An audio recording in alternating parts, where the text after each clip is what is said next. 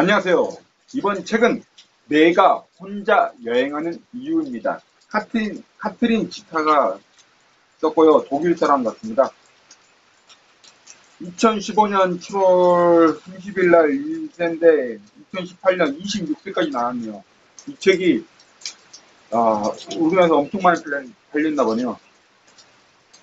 선택 이후 다른 사람이 도서관 반납 책꽂이에 놔둔 게 딱 눈에 들어와서 바로 빌렸습니다. 북쪽 사람들은 각자 자신에게 주어진 다양한 가능성에 대해서는 생각해보지도 않고 주어진 현실을 절대 뒤집을 수 없다고 여긴다. 그러나 정작 자신에게 유리한 방향으로 현실을 바꾸는 것을 가로막고 있는 것은 스스로에 대한 약한 믿음일 뿐이다. 스스로에 대한 약한 믿음. 그러니까 제가 잘못 생각하고 있었던 게 되게 많은 것 같아요. 나는 뭘 할 수 없어. 나는 이래서 뭘 못해. 나는 하지 않았으니까. 한 번도 안 해봤으니까. 하여튼 내게 주어진 다양한 가능성들. 그게 뭔지는 모르겠지만, 하여튼 머릿속에 이거 해보면 좋겠다 하는 건 다 해볼 생각이다. 그리고 지금 시도하고 있다. 19쪽, 여행을 떠날 각오가 되어 있는 자만이 자기를 묶고 있는 속박에서 벗어나리라. 헤르만 헤세.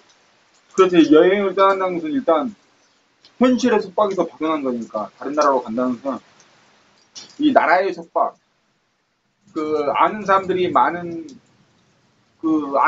시선에서의 속박, 사회적 책임에 일하는 속박, 그런 속박에서 벗어나는 거지. 그리고 뭐 정신적인 것도 있지. 그리고 일에 대해서도 벗어나고 일을 가서 뭐 하는 사람도 있지만 근본적으로 뭐 대부분 여행 가서 일을 하진 않으니까. 헤르만 헤세의 시다르타가 모든 걸 가졌는데도 떠났다. 그 가진 모든 것들이 시다르타에게는 속박이었던 거다. 누군가에게는 부러움의 대상인데 누군가에게는 또 그게 속박이 된다. 29쪽 머릿속에만 불필요한 생각들이 있는 게 아니었다. 현실에도 곳곳에 필요 없는 물건들이 한가득이었다. 뭐 현실에 필요 없는 물건들은 좀 알겠는데 머릿속에 불필요한 물건은 뭘까? 필요 없는 생각? 부정적인 생각? 잘못된 믿음? 잘못된 관념? 나는 뭐 할 수 없다는 그런 생각?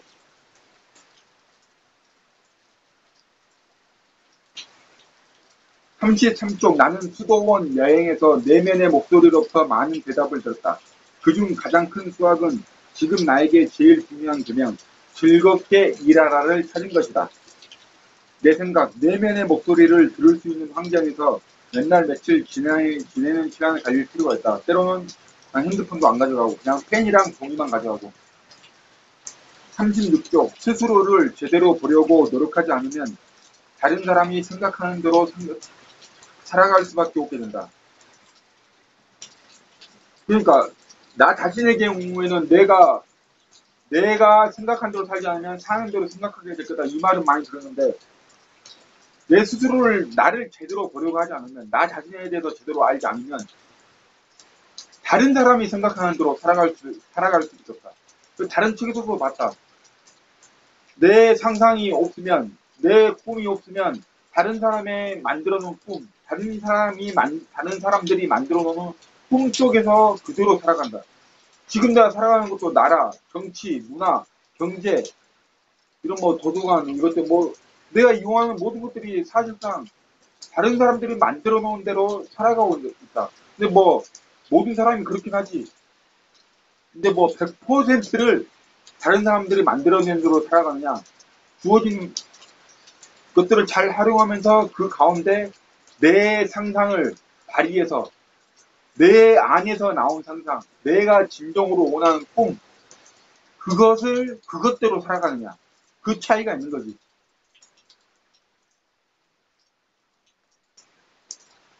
43쪽 만족을 찾아 헤매지 마라. 그보다는 항상 모든 일에 만족을 발견하려는 마음의 자세가 중요하다는 사회사상가 존 러스킨의 말처럼 희망을 잃지 않고 묵묵히 노력한다면 결국 내가 꿈꾸던 삶에 가까워질 거란 걸 깨달았기 때문이다.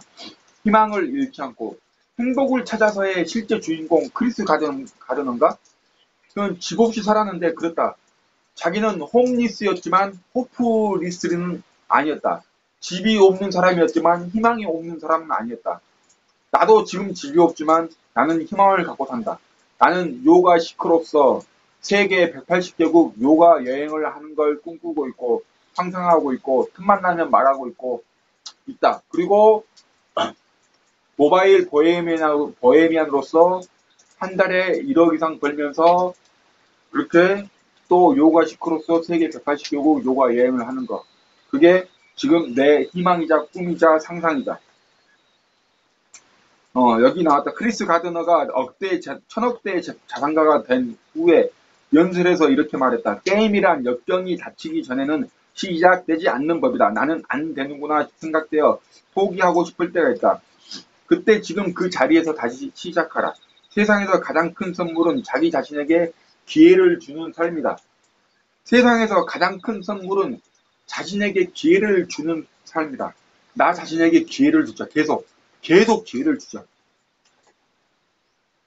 실패해도 계속 기회를 주고 잘못해도 계속 기회를 주자. 세상 사람들은 그렇지 않다. 한 번만 마음에 안 들면 성질내고 짜증내고 몇 번 마음에 안 들면 바로 잘라버린다. 그러나 나는 나에게 계속 기회를 주고 나에게 계속 나를 격려할 것이다. 51쪽 대화가 인간의 지적 활동의 묘약인 것처럼 고독은 인간의 정신 활동의 묘약이다. 에밀 시오랑 정신 활동, 고독. 그렇지. 고독하면 정신적으로 생각할 게 많지. 장담컨대 걸음마를 단번에 습득한 사람은 없다.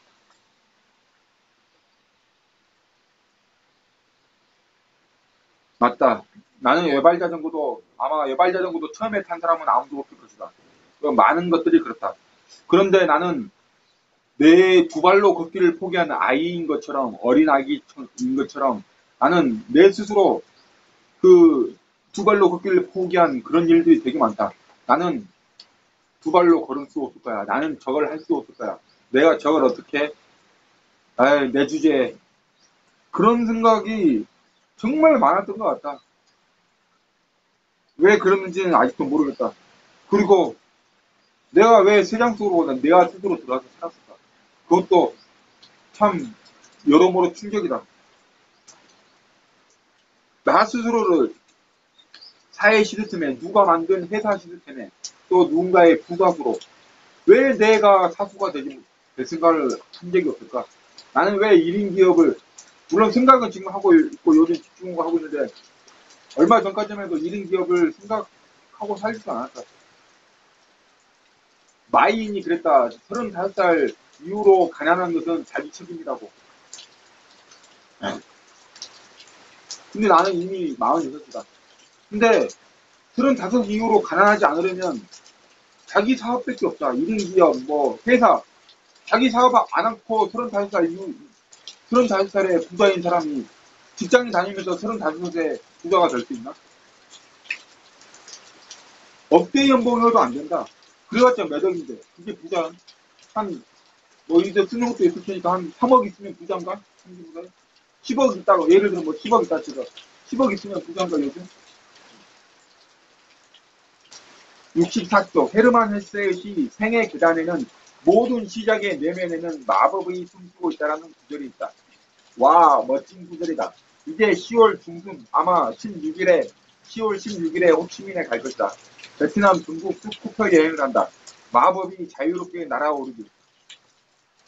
81쪽 만약 리처드 브랜슨 경이 자신을 제약하는 요소들, 난독증과 고교 중퇴를 과감하게 떨쳐버리지 못했다면 그는 지금 어떤 모습으로 살고 있을까? 그러게 리처드 브랜슨 같은 제약도 없는 나는 도대체 뭘 하고 살아온 걸까? 네 발로 걷는데 머물기로 스스로 결심한 아이, 세상 속으로 알아서 들어간 새처럼 살아왔다니 참 어이가 없고 한심하고 충격이고 쇼크다. 비참하다.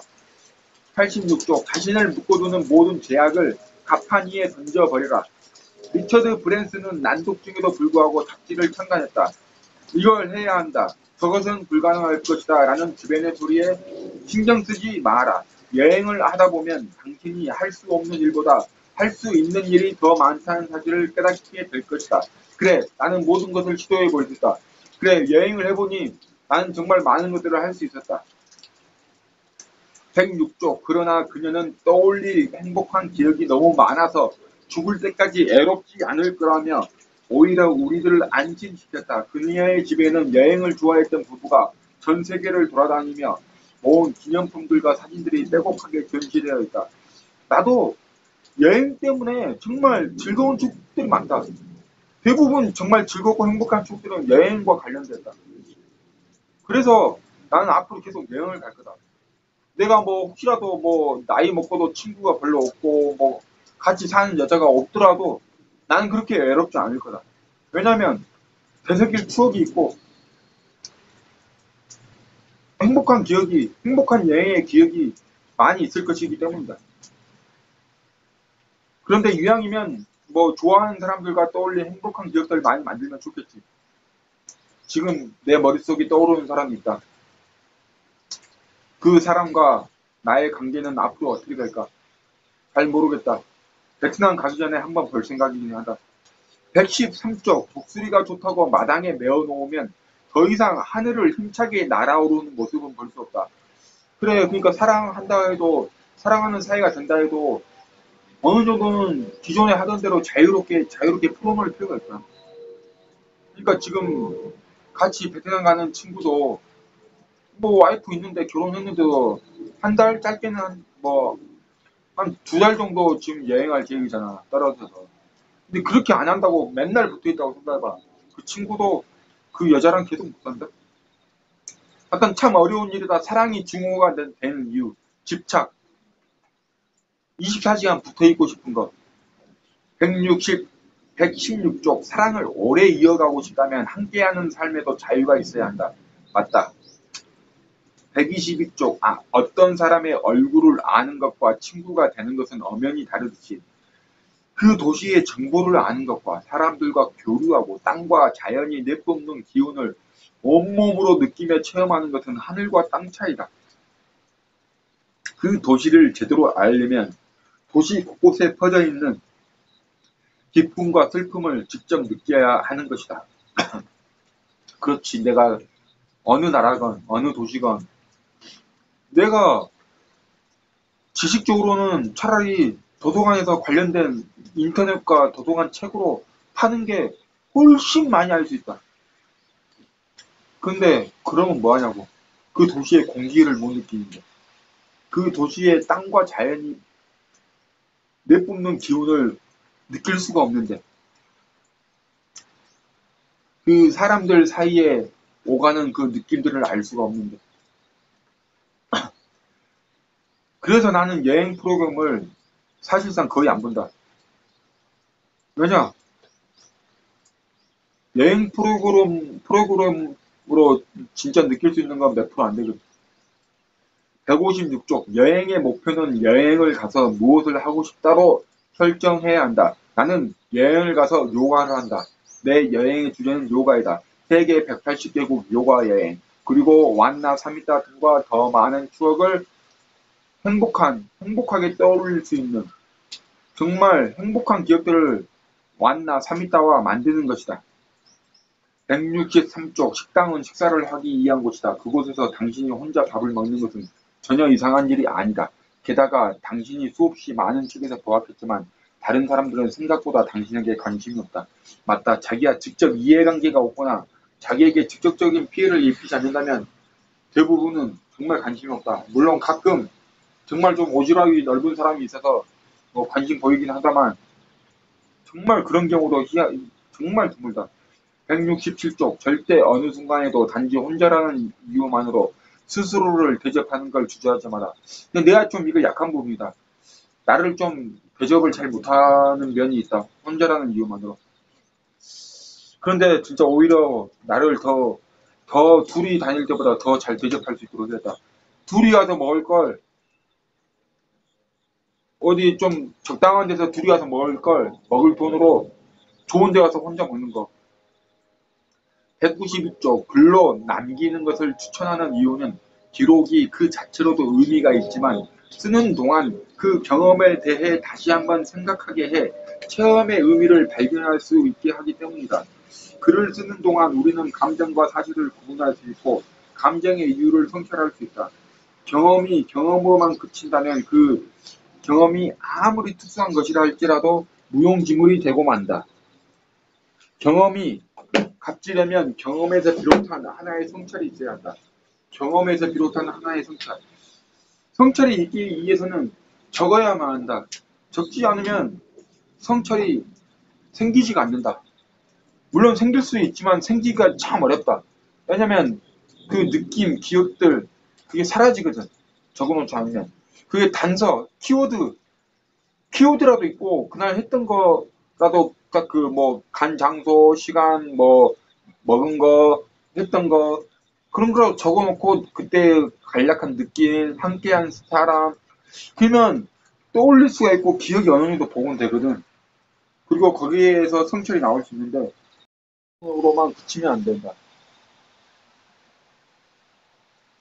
이, 이 책이 저자의 성찰이다. 성찰이 있었기에 이렇게 책을 쓸 저자가 될 수 있는 것이다. 여행에 대한 글쓰기를 좀 더 꼼꼼하게 하기. 194쪽. 글쓰기로 내면을 성찰하는 방법은 매우 간단하다. A4 용지 한 묶음 또는 노트를 구입하여 가능하면 아침 시간에 자신의 머릿속에 있는 생각을 한쪽 이상 적는 것이다. 글을 쓰다 보면 대개는 중심이 되는 주제가 있지만 서로 다른 여러 주제에 대한 생각을 쓸 수도 있다.